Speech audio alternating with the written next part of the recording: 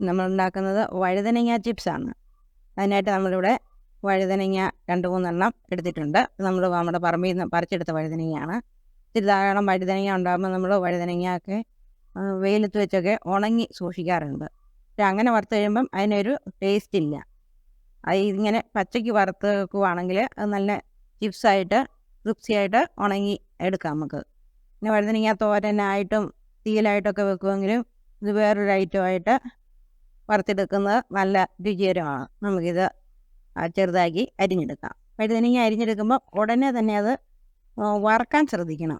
അല്ലെങ്കിൽ വഴുതനങ്ങയ്ക്ക് ഒരു കറയുള്ളതുകൊണ്ട് അതിൻ്റെ കറ നമ്മൾ വറുത്തെടുക്കുമ്പോൾ കറവൽ ആയിട്ട് വരും. അല്ലെങ്കിൽ കുറച്ച് വെളിച്ചെണ്ണ ഉപ്പും കൂടെ തിരുമ്മി വെച്ച് വെക്കുകയാണെങ്കിൽ ഇത് കറ പിടിക്കാതിരിക്കും.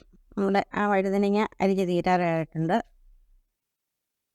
നമുക്കിതിലേക്ക് വേണ്ട സാധനങ്ങൾ ചേർത്ത് കൊടുക്കുക. 1 ടേബിൾ സ്പൂൺ മുളക് പൊടി, 1 ടേബിൾ സ്പൂൺ കുരുമുളക് പൊടി, 1 ടേബിൾ സ്പൂൺ ഉപ്പ്, 1/2 ടേബിൾ സ്പൂൺ മഞ്ഞൾപ്പൊടി, 1 ടേബിൾ സ്പൂൺ മൈദ പൊടിയും കൂടെ ഇട്ട് കൊടുക്കുക. നമുക്കിതിന്ന് ഒരു സ്വല്പം എണ്ണ ഒഴിച്ച് തിരുമിയെടുക്കാം. ഇത് കറ പിടിക്കാതിരിക്കാനായിട്ടാണ് നമ്മൾ എണ്ണ ഒഴിച്ച് തിരുമി എടുക്കുന്നത്.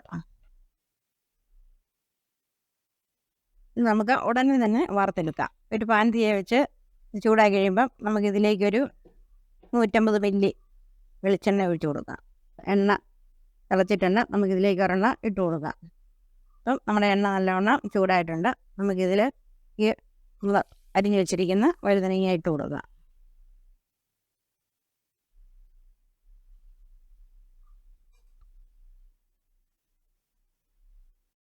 കോവയ്ക്കൊക്കെ വറുക്കുന്ന പോലെ തന്നെ ഇത് നല്ല ക്രിപ്സിയായിട്ട് വറന്ന് കിട്ടുന്നതാണ്. നമുക്കിതൊന്ന് ഇളക്കിയിടാം. തേങ്ങാക്കൊത്ത് ഇട്ട് വറക്കാവുന്നതാണ്. അതിനകത്ത് തേങ്ങാക്കൊത്ത് ഇട്ടിട്ടില്ല.